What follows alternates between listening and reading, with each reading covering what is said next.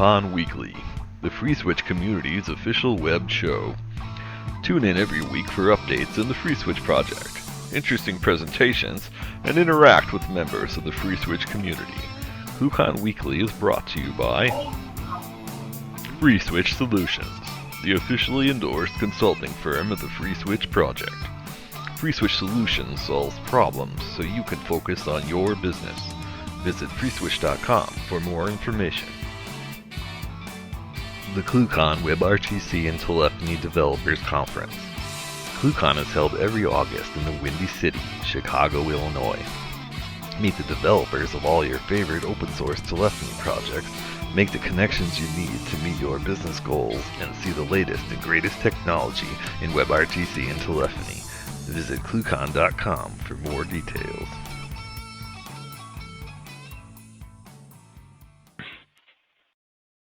All right, guys, welcome to ClueCon Weekly. Today is July 6, 2016, and we'll have Rogelio Perez from Telnyx, new sponsor for ClueCon this year, joining us here in just a few minutes to talk about some of the things they're doing in architecture over at Telnyx, and then give you some ideas on how you can apply that in your networks. But before we get to Raj, Brian West, how you doing today? I'm doing pretty good. It's been a busy week. This holiday thing on Monday, you know how that happens. Mondays are always fun, but Tuesday following a holiday Monday is even funner. So I'm a day behind now, so I was like, oh no. Anyway, I'm here. We're getting ready for ClueCon. If you guys can see, I'm a little blown out here. This is not showing up as well as it should. Let me fix that. Light. Yeah, too much light. There we go. There we go. Yeah, I turned the sun down a little bit. So we've got this up. Make sure you get your registrations in. We've cleared all the roadblocks for the hotel. You can call or you can email. Kathleen will tweet out some information. We'll get your hotel reservations in. Enter now, more chances to win. If nobody registers, I guess I get to keep this. No, we've already got enough. We got a lot of registrations now. I want more. Anyway, this is fun. Get this as a gift. It's the overall prize that we're going to give away. And if anybody has any problems registering with a hotel, be sure to call me at 877-74-A-CLUE. I'll help you guys out, okay? Hey, Brian, before you get out of here, how much longer do people have to get their hotel room and get the discounted rates on that? Right now, it's July 18th is the cutoff date. I do not have it on any good authority. I do not believe the hotel will extend that. So please get your registrations in. We'll get those done sooner the better. That way we can ensure everybody gets a room. If you have questions, comments, concerns, give a call at 877-74-A-CLUE, and I'll answer the phone and help you guys out. All right, guys, so you heard it there. Brian says the 18th is the cutoff date on the hotel rooms if you're coming to ClueCon, so get those in today before you run out of time. And up next, we have Miss Kathleen King. How you doing today, Kathleen? I'm doing pretty well. In Word of the Code, we have some added screen share examples to Verto, so that's kind of cool. I see some of you are called in via Verto. For those of you who are watching this on YouTube, feel free to call into the conference, not now, but eventually, and play with it and test out some of those examples. Screen share is pretty cool. We do use that during this conference to let our presenters show you slides and things. And then Mod HTTP Cache had some added support for some video file formats, so that's kind of neat. In other news, the bug hunt has been moved to Tuesday. We did have it yesterday. It is at noon or 2 p.m. Central Time. So be sure to call in for that. That lets you get face-to-face with some people that can help you test. If you want to help us test some unique use cases, if you'd like to get your unique use cases tested or worked through, or if you just have questions or comments, or if you just want to hang out, come over and join us on that. ClueCon announcements. We have the Coder Games. We're getting very excited for that. We have some awesome plans. We are a little bit limited in a couple of the events, so we do need you to sign up for the Maker Challenge, where we will be bringing some IoT stuff to play with. And if you want to compete, we will need you to register. So if you want to head over to the registration page, you can. It's a free event. Just register, put your name down, just so we know to include you in those activities. And then we have some API challenges. I will be tweeting out very shortly some API documentation and some information on that so you can get a head start. We have, I believe, 30-something days left until ClueCon, so get a head start in playing with the APIs, test them out, see what you can do, come prepared to build something awesome, and probably win a really cool prize. We have the Telnyx party and the Gigabit Reception. Gigabit Reception we hold every year, but this year we have an exciting new event, which we will hear more about. On Wednesday night, the night of the 10th, Telnyx, our guest today, will be hosting a awesome after party with food and a little bit of food, some drinks, some games. It'll be really neat. So go RSVP for that when you register to get signed up and get included in that. Make sure you make it onto the bus to go to that. And then we have a preliminary schedule posted on the ClueCon website, as well as a list of the speakers. So you can head over to the speakers tab on ClueCon.com and find out who will be speaking and when. We will be updating that, and there may be changes made to it as we get a little closer and as we sort of work out some of the kinks and bugs. But to be informed of all of that information, join us on our YouTube channel here, subscribe, and we will. You'll hear the announcements through these videos, or like us on Facebook and follow us on Twitter, and you'll get those announcements as fast as we can send them out. So I think that's it, Ken. All right, cool. Thank you very much, Kathleen. And just a reminder, guys, hotel's running out. Get your ClueCon registration in today, and we will have more information coming on that shortly. And up next, we have Mr. Rogelio Perez. He's one of the engineers over at Telnyx. Telnyx is a carrier out of the Chicagoland area, and Raj is going to give us some information today on how they do things over there. Raj, how are you doing? Hi, Ken. I'm doing fine. Thank you. Hello to the FreeSwitch community. I'm a big FreeSwitch fan myself, so I'm happy to be here. So cool. So can you tell us a little bit about yourself? Yeah, sure. I'm a telecom engineer. I've been working with voice over IP technologies for a decade and a half now, for different companies of all sizes, startups, large corporations, and all the voice over IP carriers sizes. And I'm particularly interested in open source applications, especially the ones that work well, like FreeSwitch and Camellia. So those are the two that I have more experience with, and part of the work that I do for Telnyx is helping to integrate these two applications to our platform. And that's what I'm here for. I'd like to show you a little bit of how we're doing this integration at Telnyx. Cool. Well, take it away. Okay, great. So as I said before, I work for different companies, and I think that working with open source applications and even proprietary or third-party products, I think the approach to the same problems we all have are the same. But now that I'm in Telnyx, I'm starting to see for the first time in a while some innovation in this field, and I think that's what we'll see briefly on my presentation. If you can please start screen sharing.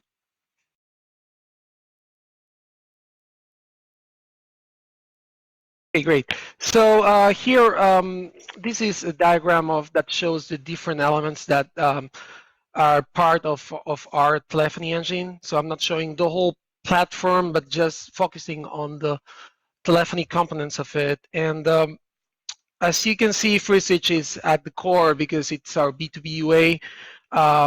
It handles the most important functions, but we still we also use a lot of functions that are handled by Camellia, and then we have some custom elements around them.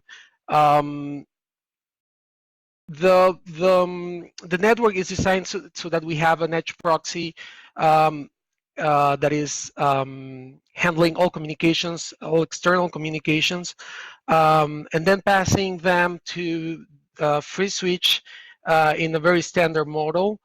We also have a registrar on the side, and you will see two custom components, a location service and OSS-BSS. OSS-BSS is basically routing and rating and all the fun part of telecom, right? But location service is something very cool that I would like to explain how it works in detail. We're going to see that in the next few slides. And lastly, on the bottom, we use Camellia also at the outbound side of our network for load balancing between gateways or different carriers if they are international calls.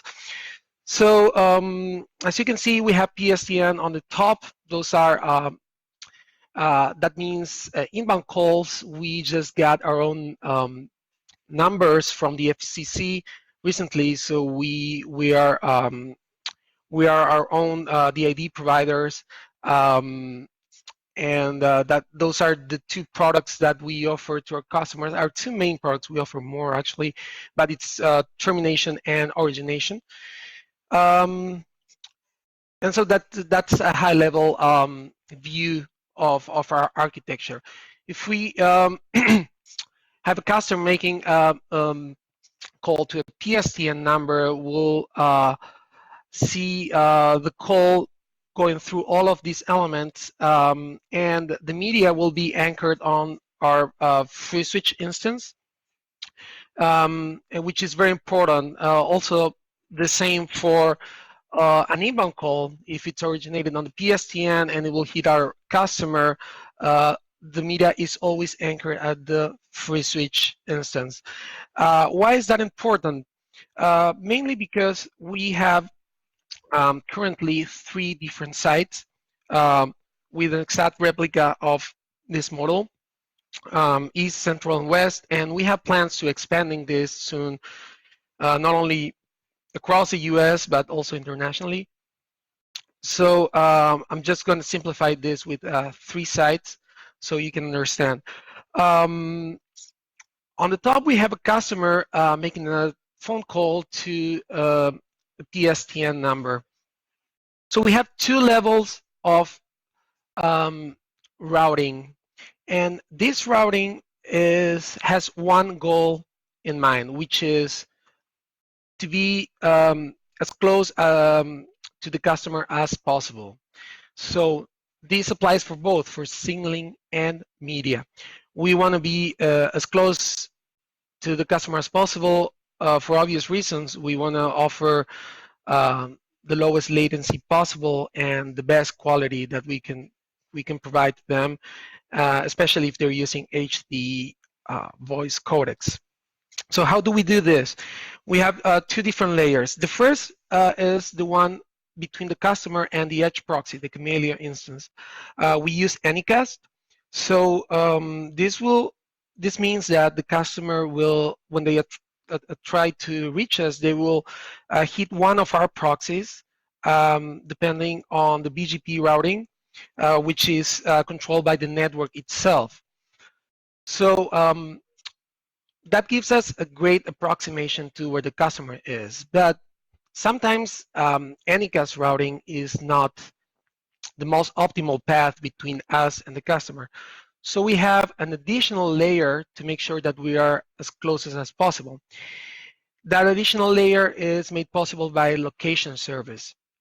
Location service calculates the round trip time between our 3 sites and the customer IP, and use that information to select which B2B UA, which free switch instance will be used to route the call, and also to anchor the media. So that will help us get the media as close as possible to the customer. How does that work? This is an example with a customer located on the east. Anycast routing takes them to our edge proxy in the east, and then location service says the same. The closest site is on the east, so we use that free switch instance, and then we go to our load balancer and then the PSTN. But then we have another example with a customer located somewhere between west and central. So Anycast routing, say, takes them to our edge proxy in the west. However, location service, based on round trip time calculations, found out that the optimal route will be the free switch instance in the central site. So edge proxy will use that information and route the call there. This is just a very simplified example of how calls are established in our network. I think that was a high-level explanation. I can go over a little bit more detail here. We have the same example with the customer somewhere between west and central, and we have our three sites. Inside our three sites, we have the edge proxy, the B2B UA, and we also have something called the ping service and the location service. So these ping services are monitoring constantly all our customer devices. They could be customer that subscribe to us and they have a fixed IP like a PBX or a server or any kind of device they use on their side, or it could be someone registering from a dynamic IP even behind that. So it's not simple to monitor or to ping or to find their location. So we use three different approaches. We start with SIP options monitoring, which is the most standard way of pinging a SIP device. So we send SIP options packet, but of course, maybe their SIP device does not support options, or maybe they are blocking this request. So the second method we use is ICMP. We send ping messages to the customer. Again, ICMP is disabled in a lot of devices. So if that fails, the third layer is we run a trace route across them and we find the last pingable device on the list. So that will give us an approximate round-trip time calculation to the customer. So those are the pings that we send to the customer. Customer will reply that, we'll send a response, and then we will calculate the round-trip time. In this example, central is the closest, the one with the lowest value, so it's the one we consider to be closer to the customer. So when the customer calls, Anycast will take them to edge proxy. Edge proxy will ask location server, hey, what is the best B2B UA I can use for this call? And location server say, hey, use central, and that's where the call goes. It's very simplified here. Of course, there's a lot more going on in the background. For example, the communication between all the location services and all the ping elements, the ping services, since they have to be in sync all the time, and we want to avoid using a centralized data store, we created a multicast network so that every update or every information we get from the ping service is shared across all nodes in the most efficient way using multicast packets. So that's how we share the information between all the nodes of the network. And also something that, at least for me, was very new or innovative is that all these applications, including Camellia and FreeSwitch, are running inside containers. We're using Docker across the company for all our applications. So we've managed to put all the stuff we need in containers, and of course this makes it very simple to make large deployments or to switch our hosting providers. We use 4 different colocation sites or VM providers, or even bare metal servers providers, and we can switch between them because since our applications are running in Docker, we are able to move all these components from one provider to the other without any issues. That means we're cloud agnostic, and I think that's also something, at least for me, something very new and rather disruptive for the telecom industry. And I think that's the first part that I had in mind for this presentation. Do you guys have any questions so far?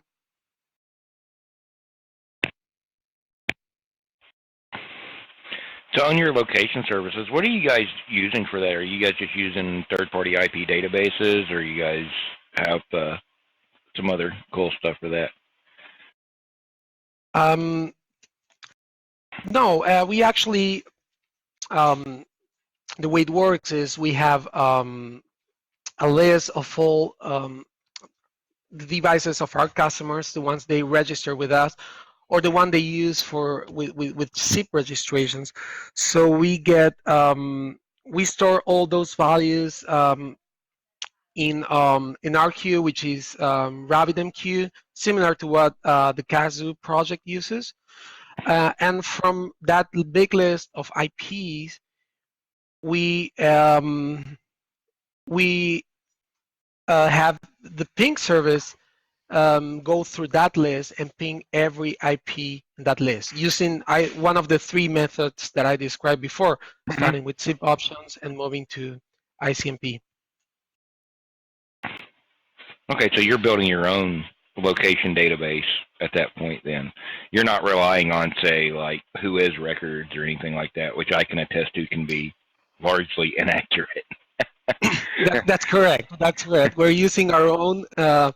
We trust nobody but our own data, I guess, and also this information is dynamic, right? Someone can be on the move and can move from one place to the other or register in different places. So this has to be constantly updated. So I don't think there will be a third-party database that could help us or be helpful for this purpose. Right. Yeah. So, I mean, I know like on location databases and some of the big ones that you can look up, they tell you that I'm either in Florida or Las Vegas, Nevada, and I'm in neither location. I hope we do better than that. Well, they're pulling that. They're trying to pull that data off of like Whois records and that kind of stuff. So where my IP addresses are where they're corporately homed or not my physical location. So it's right. Kind of it's kind of funny when you look at that information sometimes. So now with this stuff, once you guys deployed this, how much of an improvement from a QoS perspective did you guys see for your customers? Well, it depends. Of course, inside the US, the latency variation is not that big, but we have a very broad target of customers. We're not only focusing on the on large organizations or PBX. We also support single devices, and we'll be soon introducing our own SDK for mobile applications. So that means we should be ready to handle um, customers who are using lower quality networks. It may be Wi-Fi hotspots or connections to the mobile network in rural areas. So in those cases, it's where we see the most improvement when we can get as close as possible to them in terms of latency and that's when the quality is significantly better. Cool. A couple questions for you about the Anycast and the multicast side of things. One, how difficult was it getting the Anycast set up for your different provider locations? And do you have a VM provider that supports Anycast? Well, the answer to your first question is very difficult, and we are still facing some challenges on that front. We're making improvements on that front, but we have the basic features out there and working. As you know, Anycast and is a protocol made for quick transactions like HTTP or SMTP, but it's not made for dialogues like a SIP call. So we had to re-engineer the way we route our inbound and outbound calls to make sure that we always hit the customer from the same edge proxy that they are contacting using Anycast. So that was a big challenge. We worked internally with our engineers and also with external contractors. Our whole network team and the telephony team got together for this solution. And the second question is we're not actually using our providers for the network side. We only use their infrastructure. We only use their bare metal servers or their VMs. But actually, Telnyx has built its own network. So we have presence on each of these sites with our own equipment, our own Cisco routers, and everything around it. And we have fiber connections between each site. And on each of these sites, we have interconnections. We have interrupt with our 4 major infrastructure providers. So each of these containers can be assigned with an IP address of that we decide. That's something very cool, actually.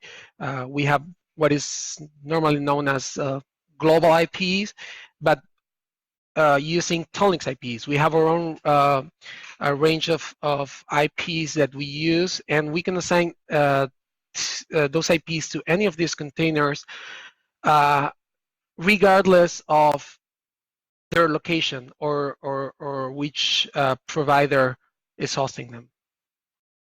Awesome. Have you guys done any technical studies of differences between Anycast network hop distances to latency?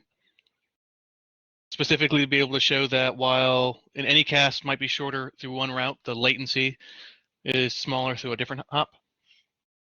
That's a great question. We haven't. That will be a great task for our data scientists in the company. But when we designed this double polling with Anycast and location service, we did it because we knew that Anycast is not 100% reliable. I mean, it's the best effort of the network to show you the best optimal path, but it doesn't take into account the round trip time or packet loss. So that's a that wasn't enough for our design. We wanted to be we wanted the real closest location, not the approximate location. So that's why we have two helping methods.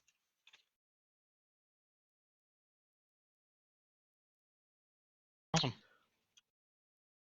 Okay, great. And I don't know how I'm doing with my time, but I can show you also something else that we're doing on the free switch front. We've got plenty of time. Go ahead. Okay, cool. So I'm gonna log into our portal. This is, I think I will have to restart the screen sharing for that. Just one quick second. Hi, Kathleen. Let's see here. Let's okay. this for just a second. All right. Okay, so here we go. Okay, Raj, just a second here, guys. Sure. Let me know if you can see the screen. Just waiting on Chrome to catch up. There it goes. Okay. So this is our portal,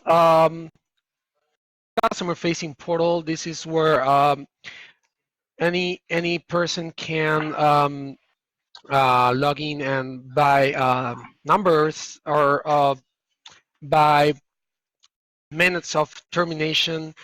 You can set up your own connections here, and when you create a connection, you can set a fixed IP address or a credential for that, for SIP registration, of course. So the way this works is we have our own queue where all this data is stored, and this is what I wanted to show you. We have expert configuration, which means just more detail. If you want to get more detail or do some custom features with our platform. So, for example, as you can see, when all of these settings, they share the same terminology than FreeSwitch. For example, we can enable or disable SIP compact headers. So a customer can say, hey, do I want SIP, do I want compact, or do I want standard compact headers? I can enable third-party control for Cisco Unified Call Manager, privacy zone, media encryption, PRAG. All of these features are toggled from the portal. And what happens is this information is passed to our FreeSwitch instance through FreeSwitch dial plan. Same thing with codecs. We can, customers can toggle on or off or move them, change their orders. This is this was a huge task of integration, making a front end to make possible the changing these features from a graphical interface. Also, we have a few others that can be done at the number level. As you can see, this is where you can say, hey, this is my number, this is my connection. I can forward it to someone else. I can choose a billing method, or I can change here, for example, a tag prefix. I can disable RTP auto adjust, which is a very cool feature of FreeSwitch. And also we have the 3 FreeSwitch media handling modes here. I can choose to FreeSwitch to handle media in the default mode. I can choose it to proxy media or bypass media. All of this from a graphical interface. So that was a huge project that we had different people working on, and I would say that we are successful case for FreeSwitch. We are very happy with the project, and now that we have a working product and we are building new features, we're very interested in start modifying doing custom modifications to free switch and sharing them with the community. I guess that's our next stage. So, question for you on this right here, with this UI, with these options that you're showing us, and how are you guys actually getting those back into FreeSwitch? Are you doing that like via mod XML curl or generating text files that FreeSwitch loads, or what? Yeah, we're using mod XML curl. We have so all this information is stored on a distributed queue, and once when we get a phone call from a customer, let's say someone called this number, right? FreeSwitch will post to our FS dial plan service using mod XML curl, and the response from our FS dial plan service, for example, if it's in proxy mode, we'll have the action that applies for this feature, right? It will force a call to be proxy instead of default. I could show you some behind the front end action if you want, but I'm not sure if it will work. I will have to share my screen again. Maybe this is not. No, so I think it's well understood how XML curl works on that part. So basically, you guys are throwing this off into your data store, which is AMQP in this instance, and then ripping that back out with a web front end to feed up the XML to FreeSwitch, right? And I think that's correct. Yeah, and I think you'll be talking more about that stuff at ClueCon. Is that correct, Raj? Not me specifically, but the engineers. I mean, I'm the telephony guy at the company, so the guys that build that actually code will be showcasing this at ClueCon in more detail. All right, cool. So does anybody else have any questions, additional questions for Raj this afternoon? Yeah, I've got a couple more. Yeah, go ahead, William. So I hear you. So you guys are using AMQP in your stack. Are you using the FreeSwitch module for AMQP yet, or? No, we're not. I think we're not, because as I said before, I'm not 100% into the code itself. I'm helping with the integration of FreeSwitch itself, so I might not know all the details, but as far as I know, we're not using the AMQP module. Instead, we're using mod XML curl for directory and dial plan queries, basically. Cool, awesome.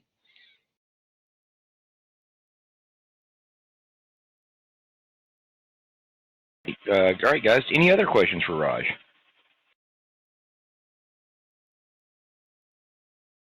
Okay. So how do you like it? Yeah, no, this is really good and everything. And I look forward to getting Raj and the rest of the Telnyx team to ClueCon, and then getting to hang out with you guys and look at more detail. What you guys are doing internally, and sharing that out with the rest of the community, because that just grows the ideas for everybody a lot more. So I'll just one second. I want to rearrange this thing a little bit, and let's see see if we can get a bunch of people on camera here. Undo that one right there. That way we can have a little bit better discussion. So coming up, we've got Raj here. Anybody else have any questions for him? Now's the time to get your questions in before he has to take off for the day. You guys will be able to see Raj and the rest of the Telnyx team at ClueCon this year. They will be there, and they're also sponsoring that big party on Wednesday night. So you'll definitely, make sure you get on the list to attend that. I know, Kathleen, we've got some more, a couple other guys from Telnyx will be here on ClueCon Weekly before ClueCon.